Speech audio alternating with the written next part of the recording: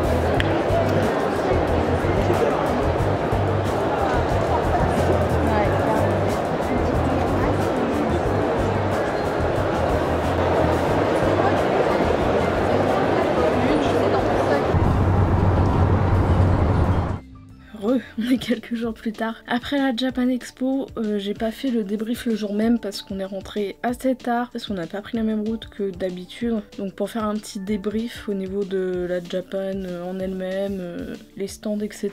Du coup au niveau de la Japan, ma maman a trouvé qu'il y avait moins de monde que d'habitude. J'étais pas trop d'accord parce qu'il y avait quand même pas mal de personnes de toute façon toujours dans l'allée principale. Après au niveau des exposants, j'ai pas vu de changement au niveau du nombre, mais personnellement je trouvais que c'était à peu près la même chose et la même ambiance que les autres années, et malheureusement il n'y a pas eu de changement aussi au niveau de la climatisation qui n'existe pas encore. Du côté des artistes on est tranquille parce qu'il n'y a pas le patio, il n'y a pas derrière, du coup il fait pas frais mais il fait meilleur. Et quand on passe directement dans l'espèce de hangar, la salle principale, où il y a donc la majorité des exposants, c'est un calvaire. Au niveau des dolls, je crois que la dernière fois que j'y avais été, il y avait uniquement 2 stands dolliens. Cette année, il y en a eu 3. Et c'est une des premières années où je vais vraiment du côté des artistes. J'ai pas fait tous les artistes parce que c'est très très long. Et faut savoir que pour une fois, bah déjà on est arrivé un petit peu en retard, on est arrivé dans les 11h. Et on est reparti à 18h. Et c'est la première fois qu'on repart à l'heure où il faut partir en fait. En gros, ça a pris beaucoup de temps. Et si j'aurais fait tous les artistes, franchement, j'aurais pas pu faire les autres trucs que j'ai placés en priorité, entre guillemets. Casse-toi! L'entrée du vendredi, c'est un calvaire. J'étais complètement paumée, mais j'étais perdue. J'ai failli faire une crise d'angoisse parce que franchement je comprenais même pas où on était et où fallait aller. Et bien sûr j'avais pas pris mes médicaments avec moi, donc comment dire que fallait gérer son stress de manière classique. C'est le bordel, surtout qu'il y avait même pas de plan à disposition. Plan papier à prendre. D'un côté c'est bien pour l'écologie, d'un autre côté c'est relou sa mère parce qu'en fait tu es là et tu sues. Donc heureusement que j'avais téléchargé le plan intégral sur mon portable, sinon j'aurais été dans la barbe à merde. Au niveau expérience, bah, ça s'est très bien passé. Mon copain, c'est la première fois qu'il allait à Japan d'ailleurs, il a pas voulu faire ce débrief avec moi.